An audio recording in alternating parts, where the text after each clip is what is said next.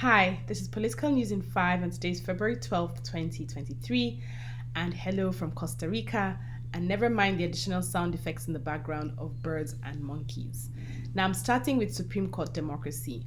Now, when the primaries concluded last year, there were three presidential aspirants for APC who didn't get the tickets and then went back to try and get the Senate tickets for their states.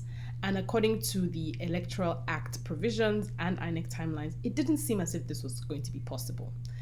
I am sad to report that 13 days in National Assembly elections, all three men are now valid holders of the tickets for their party. These three men are the current Senate President Lawan, who has been in the National Assembly since 1999. There's also Godswill Akpabio, former governor of Akpabio, former senator, former governor of Akwa Ibom, former senator and former minister, and then we have Dave Umahi, who's the current governor of Ebonyi State.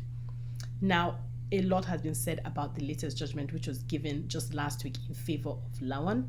Many see this as just yet another example of the Supreme Court's judicial rascality, again within the context of the history of the types of election decisions that have been coming down from the Supreme Court, especially Imo State, which continues to rankle. Now, all fair, all valid. For me, though, the real culprits here are APC. Why do these three men have to have these tickets? Why can't Anne Egom Eze, who was second runner-up in Ebonyi, why can't she get the ticket? Why can't Machina of Yobe get the ticket? What is it about them that's undeserving? Why are these three men special? And we also have to ask ourselves as voters, if APC is fundamentally undemocratic, if these types of men emerge from undemocratic and unjust processes, can they uphold democracy for the rest of us, for citizens? This is something that we actually have to think about. We can't keep going on this way. There's a link between the way these men get into office and the state of our lives. Look at Nigeria. There's no power.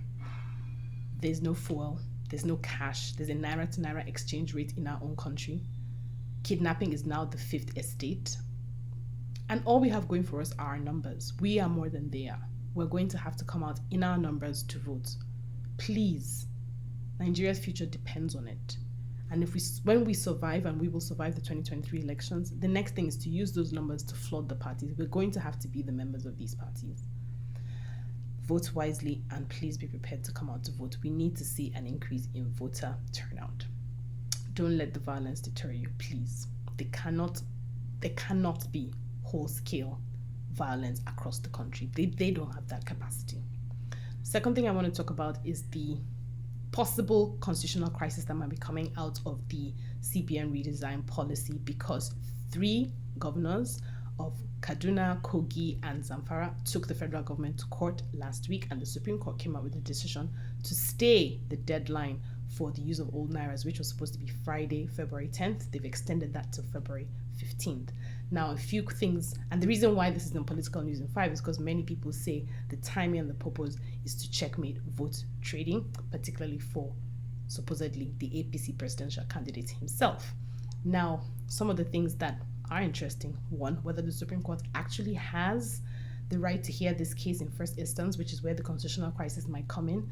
The second is whether Buhari and his Attorney General will obey the court order, because at this time, there are over 40 court orders that Buhari has declined to honor.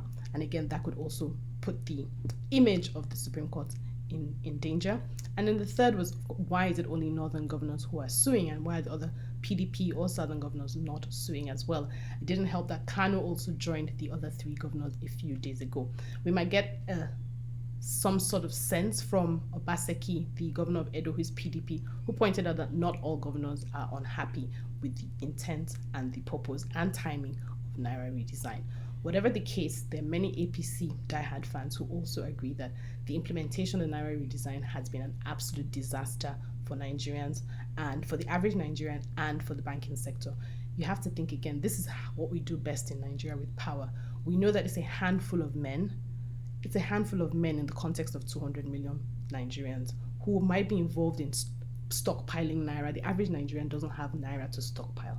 Why not go after these people with your BVN, your NI, your EFCC, your DSS, your ICPC? Go after these men and leave the rest of us alone. But no, you need to burn everything down supposedly to catch a few men. And the thing is, those few men that you're trying to catch, they'll still get away with it. So what have we achieved?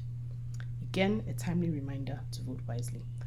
Finally, the last thing I want to talk about is the violence that's just ratcheting up in the last days of campaigns. We heard about assassination attempts in Rivers State of a PDP presidential council member, Sekibo, bullet-ridden cars, torn up tires, really actually scary. Thank God he survived. And also the obedience were rallying in Lagos yesterday.